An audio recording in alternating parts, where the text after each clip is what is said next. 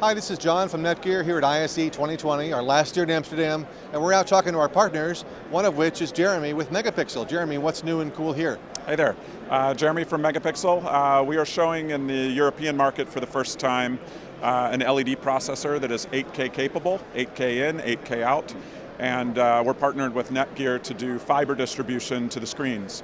The screen behind us is running PQ content with Rec 2020 color space, and we're using multiple 10 gig fiber links to go out and drive the wall, and it's wonderful because it's Ethernet compliant, and we get to leverage all of the technology inside of NETGEAR switches, utilize standard IT infrastructure like SFPs and TAC fiber to drive the displays and create a wonderful scene here.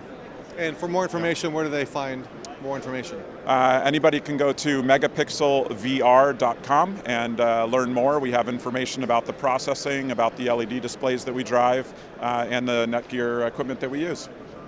Thank you for your partnership, and you can find out more at netgear.com.